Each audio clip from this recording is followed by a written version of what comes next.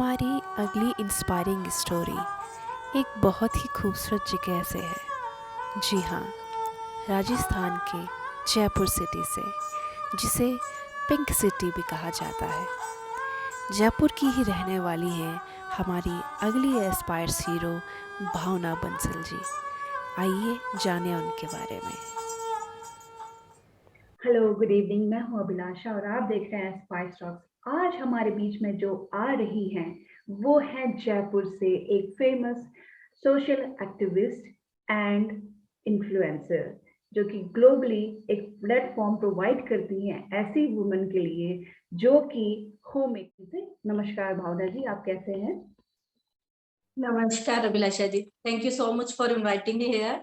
And मैं अच्छी हूँ, आप कैसे हैं? मैं बहुत अच्छी हूँ।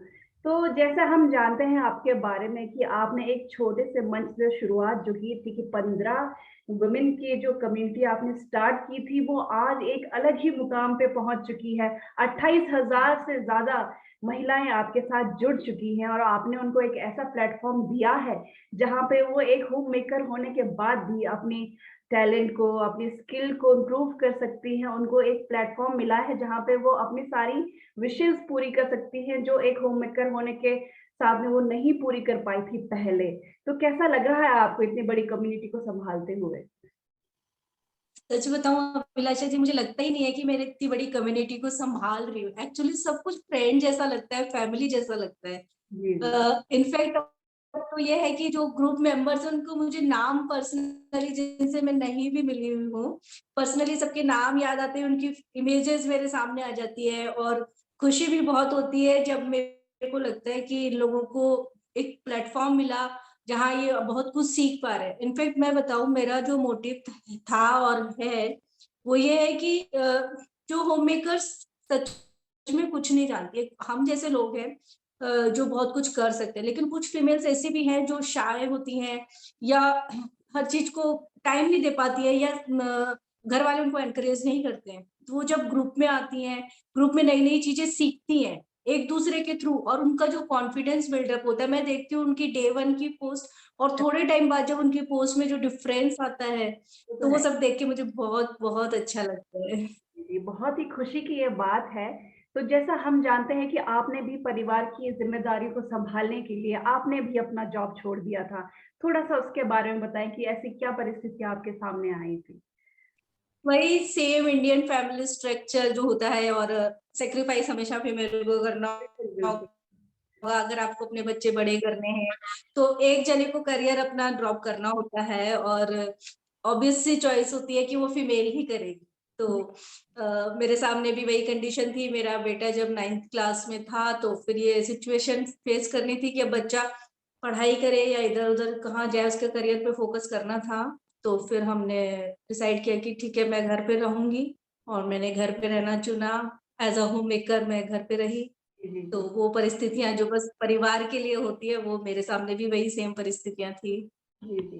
तो आपके सामने जो ये जो होम मेकर्स का जो होता है, जैसे कि आजकल के जो ज़माने में होम मेकर्स को बिल्कुल इग्नोर किया जाता है। कहते हैं होम मेकर्स क्या करते हैं, घर में बैठे-बैठे कुछ नहीं करते।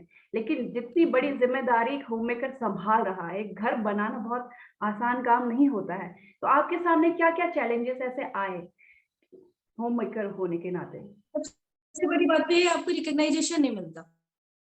बीइंग अ होममेकर आप कुछ नहीं हो। चैलेंजिंग वही लगता था, और फिर जब आप शुरू से जॉब कर रहे हो, बाहर जाने के आप आदी हो, और एकदम से आपकी रोल चेंज हो जाए, तो जी, बहुत चैलेंजिंग था वो सब कुछ, अपने आप को होममेकर के रोल में एक्सेप्ट करना। और फुली फिर मैंने होम मेकर वाला रोल लिया 3-4 साल में। साल भर मुझे लगा कॉप अप होने में सिचुएशन से।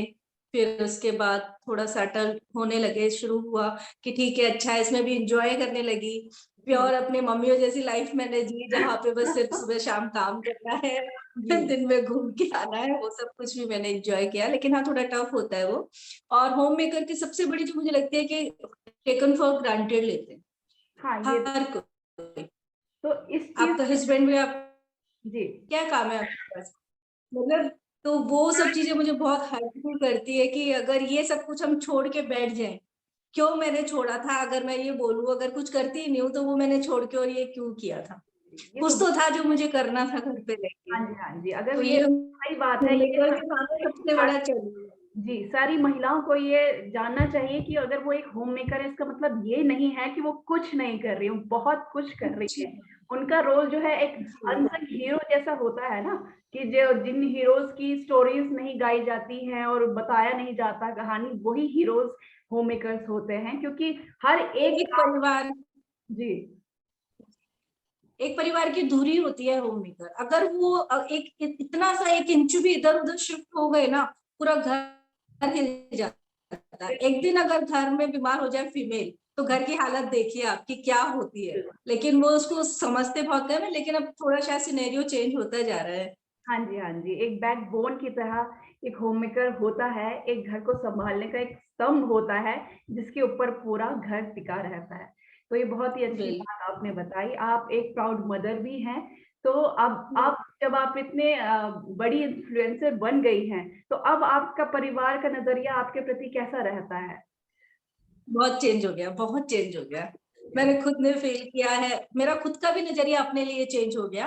ये बहुत इनफैक्ट हाँ, बिल्कुल, खुद का नज़रिया भी मेरा भी कॉन्फिडेंस बहुत डेवलप हो गया। एक जॉब करना, उसके बाद आप एक कम्युनिटी रन करना, बहुत डिफरेंस है दोनों चीज़ों में।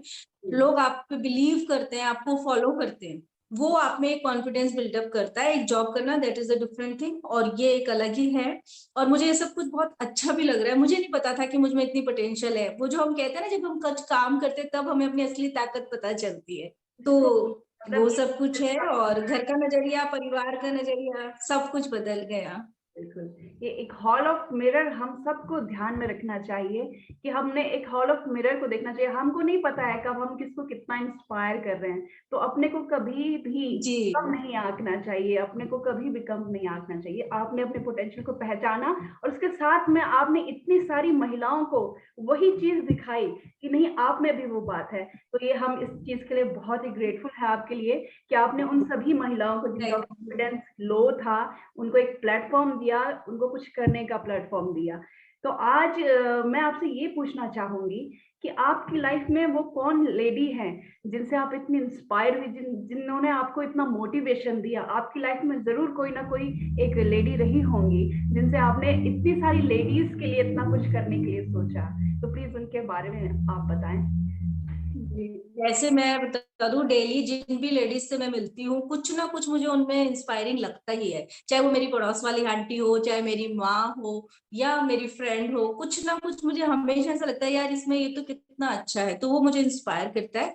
लेकिन हाँ, जब मैंने अपनी ये कम्युनिटी स्टार्ट करी थी तो एक ऐसी फीमेल है जिनसे मैं मेरी जान पहचान हुई थ्रू फेसबुक की हुई थी और इतनी हम्बल है, इतनी पोलाइट है वो और उनका नाम है डॉक्टर स्नेहलता भारद्वाज। ओह! मैं मतलब सीरियसली दिल से उनके लिए थैंक यू बोलना चाहूंगी और मैंने इतना काइंड हार्टेड पर्सन नहीं देखा अपनी लाइफ में। डाउन टू अर्थ हैं, इतना हाई लेवल पे वो हैं और उसके बावजूद भी जब आप उनसे बात करोगे तो ऐसा लगेगा आप उनको बरसों से जानते हो। जी, फर्स्ट टाइम फेसबुक से मैंने उनसे कांटेक्ट किया था और इतना उन्होंने मुझे अच्छा रिस्पॉन्स दिया था और जब मैंने उनके बारे में और जाना, जयपुर की ही है वो और पॉलिटिशियन भी हैं। जी, इंटरनेशनल अवार्ड्स उन्होंने ले रखे हैं और एक स्कूल रन करती हैं वो भी सोशल सर्विस में बहुत बहुत काम करती हैं। और वो जो स्नेहलता भारद्वाज की जो इमेज है ना मेरे मन में वो एज अ एल्डर सिस्टर और बिल्कुल नाइटिंगेल जैसा होता है ना सरो जी। मदर टेरेसा जैसा जो लुक आता है ना उनका हाँ वो जी। बिल्कुल वैसी हैं और वो मुझे बहुत इंस्पायर करती है। चलिए अच्छी बात है, फिर कभी हो सकता है उनसे भी हमारी मुलाकात हो इसी तरह जैसे आपसे हुई है। ये बहुत ही अच्छा इनिशिएटिव आपने लिया है और आपको भी विमेन आइकन अवार्ड मिल चुका है, तो उसके लिए बहुत-बहुत बधाइयाँ आपको और हमें उम्मीद है कि आप आगे और भी बहुत कुछ करती जाएँगी। तो अभी आगे आपके फाउंडेशन जो आपका फाउंडेशन है, हुनर फाउंडेशन, उनके आगे के क्या-क्या प्रोजेक्ट्स हैं आपके आगे और क्या मतलब मदद करना चाहेंगे आप और लोगों से? हाँ जी। हुनर हुनर फाउंडेशन जब हमने स्टार्ट किया था, हुनर फाउंडेशन में हम काम करते हैं वुमेन एम्पावरमेंट पे और एनवायरनमेंट पे। तो जी, जब हमने इसकी स्टार्टिंग करी थी फाउंडेशन की, उसके बाद ये कोरोना का सीन आ गया और ये सब कुछ थोड़ी-सी सिचुएशन डिफिकल्ट हो गई थी। जी। पर फिर भी हम इसमें जो काम करते हैं, वो काम करते हैं सफाई पे। मोदी जी का जो सफाई अभियान है उसमें हम सपोर्ट करते हैं। और उसके अलावा हम काम कर रहे हैं और करना चाहते हैं, इसको आगे तक लेके जाना चाहते हैं, वो है शुद्ध जल उपलब्ध करवाना। आप लोगों ने भी देखा होगा, सब हम लोग देखते हैं कि हम लोगों के पास तो सारी सुविधाएं हैं, हम लोग सब कुछ अफोर्ड कर सकते हैं, लेकिन जो कच्ची बस्तियां हैं, नीचे तबके के लोग हैं, उन लोगों को शुद्ध पानी भी पीने का उपलब्ध नहीं है, और वो एक बहुत बड़ा कारण है बीमारियों का। तो हम उस पे काम करना चाहते हैं सरकार के साथ मिलके, और ये करना ऐसी व्यवस्था की कम से कम ये जो हमारी नेसेसिटी है जीवन जीने के लिए, ये तो एटलीस्ट सबको उपलब्ध हो। बेसिक नेसेसिटीज और स्किल डेवलपमेंट पे, हाँ जी, और स्किल डेवलपमेंट पे भी हम काम करना चाहते हैं। हमारे साथ वुमेन एम्पावरमेंट के थ्रू हम चाहते हैं कि जो फीमेल्स कुछ करना चाहती है लाइफ में, अर्निंग करना चाहती है, पर उन्हें रास्ते नहीं पता, तो स्किल प्रोग्राम स्टार्ट करने वाले हैं जहाँ पे हम उनके साथ मिलके उन्हें रोजगार उपलब्ध करवाएं। तो ये थी हमारी एस्पायर्स हीरो भावना जी। जी हाँ, देखा आपने क्या जज्बा है इनका। ऐसे ही जज्बे को हम सलाम करते हैं। और उन सभी महिलाओं के लिए कुछ गोल्डन वर्ड्स भावना जी ने शेयर किए हैं जो होम मेकर्स हैं, जो कुछ करना चाहती है। आइए जाने क्या हैं वो।